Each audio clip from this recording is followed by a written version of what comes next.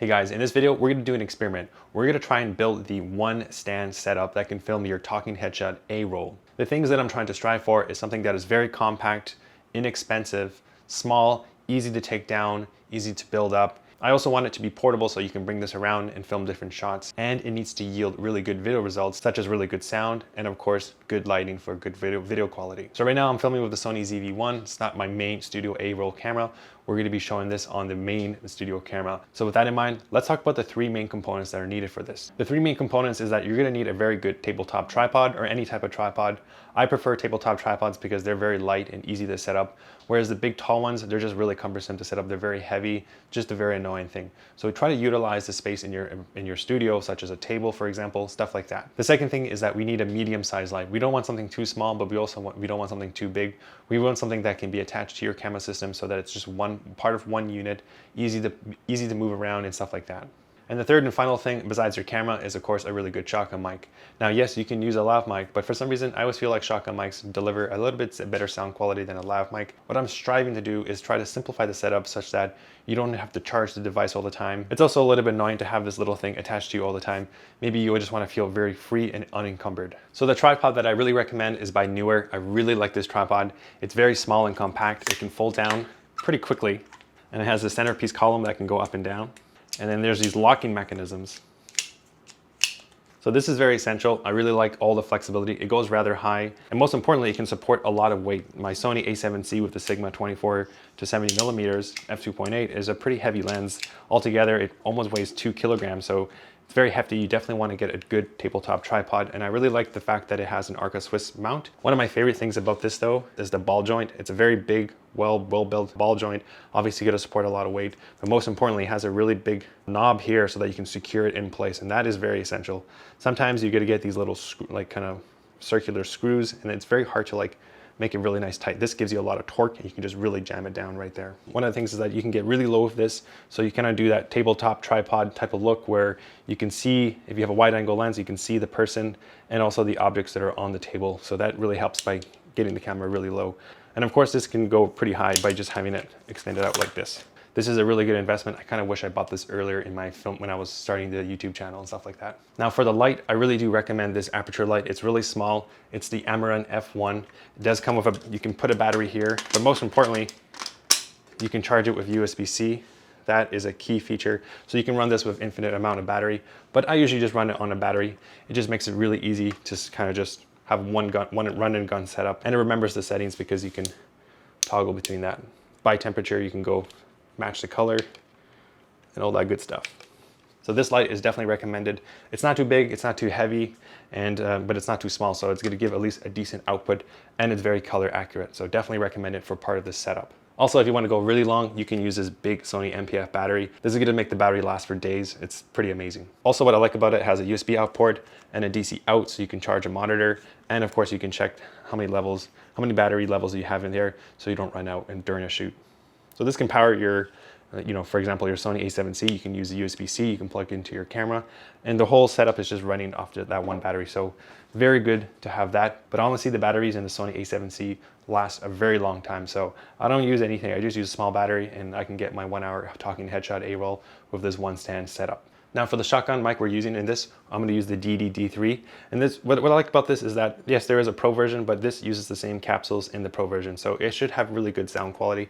I also have different types of shotgun mics, but I feel like this one is pretty long, so it can be very directional. But there's one caveat to using a shotgun mic. If you're going to mount it on top of your camera, it's going to be pretty far away. So the main purpose of this video is to see how can we extend the shotgun mic such that it's closer to the source, your mouth, so that you can get a more clear audio. Because the further away your shotgun mic is, the more echoey, the more reverberation you're going to have in the room, and it's going to sound very unprofessional, not very good. So we're going to try an audio sample where the shotgun mic is on the camera, and then we're going to try it with this special extension that I had to buy, and this is what inspired me to make this video, and it's the Neewer Magic Arm. And this is the biggest arm I could find, the lightest arm. You can get like really long arms, but they're just so heavy, and it's just like a lot of work to set up. So hopefully this 11 inches will enhance the actual sound so that there's less reverberation. We'll do some audio samples very soon. So this is it right here, the 11-inch articulating magic arm by Neewer. Now this is the biggest magic arm I could find.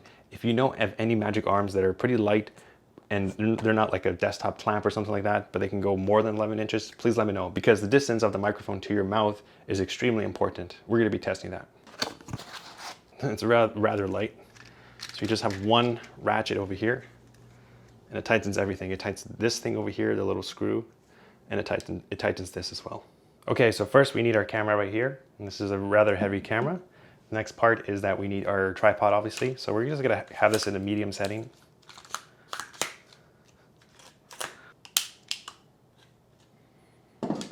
And we can move this up and down. Now we just mount it on with our Arca Swiss plate, and that's quite secure, it's not gonna go anywhere. You can level it with the ball mount on top of the Arca Swiss plate. Okay, so we finished the first step, and that's just mounting this on the tripod. So for the purpose of testing, we're gonna mount this shotgun mic on top of the camera, and then later we're gonna use the articulating arm to see if there's any noticeable difference. Okay, for the next step, we're gonna mount this little light on top of this camera setup so that it becomes one portable setup.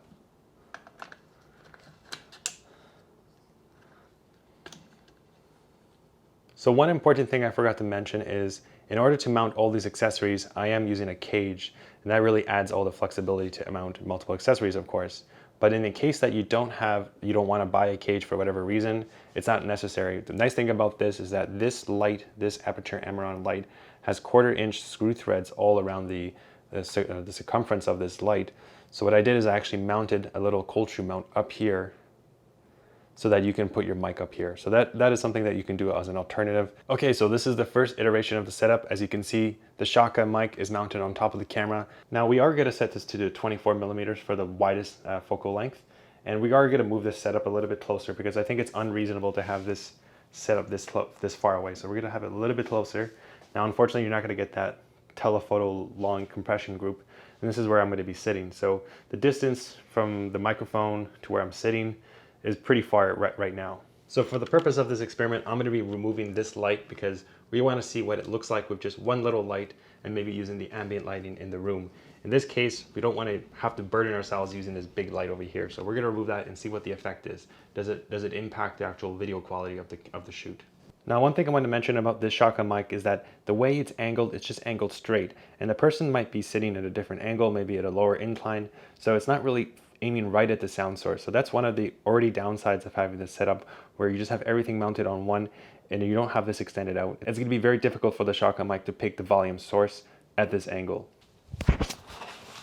So the one thing that's important with the setup is that you're able to actually reach the controls of your main camera so that you can maybe adjust the white balance, adjust your exposure, because when it's really far away, it's not very practical to film yourself in this type of environment.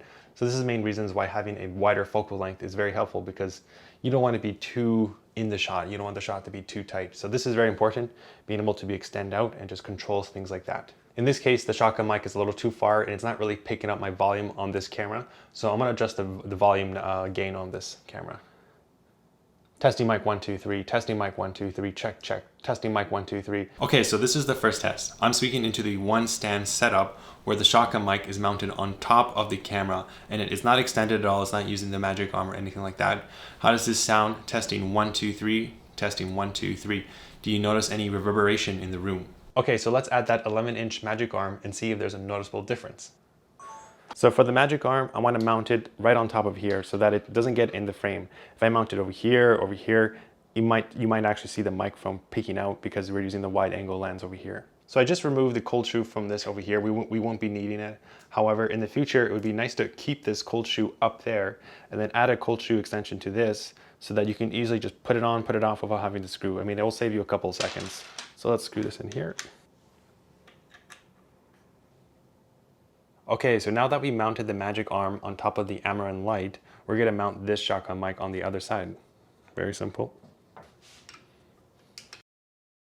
We also want to take advantage of the fact that we can use this magic arm to adjust the direction of the shotgun mic towards the sound source, which is you talking. Just like that, looks pretty good. Give it a nice tight secure lock there. Now, one of the issues is that this keeps falling down, so you really need a good ball mount over here. Okay, so we got everything mounted perfectly. Now, of course, the final step is to use an extension auxiliary cable so you can plug this into your camera. We'll just do that right now. So we got a lot of slack here. You probably want to tighten this up and do some basic cable management. Okay, so we're almost there. We have the microphone still in the shot, so we need to do some micro adjustments so that it's not in the shot, obviously. And yeah, so how does this look? It's very much closer. So we're also gonna have to adjust the gain on the Sony A7C so that it's on a lower level because the microphone is much closer to my mouth.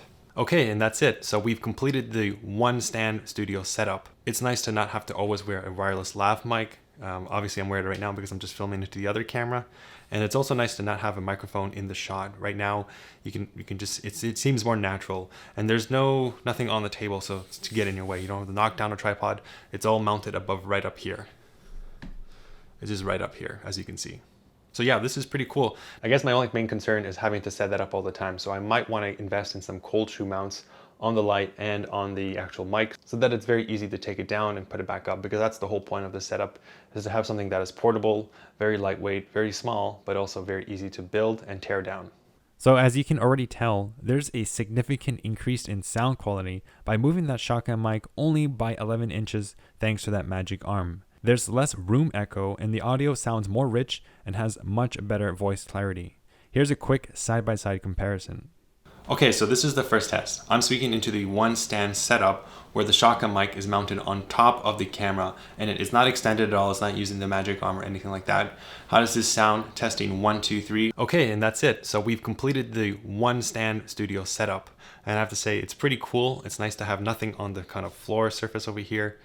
I hope this video gives you some ideas of what to buy and how to set up your filming equipment for better YouTube video production. You don't need a big and expensive studio room with all this fancy equipment such as huge lights and mic boom arms in order to capture great audio and video quality. Most of these little items are easy to stow away in your room, making the act of filming in a shared living space more convenient and less intrusive. I will provide links to the recommended equipment down below in the description. Don't forget to support this channel by liking and subbing, and also don't forget to check out my main channel, JSyntax, where I cover tech gadgets. Thanks for watching, and let me know if you have any questions for your all-in-one filming setup. See you in the comment section.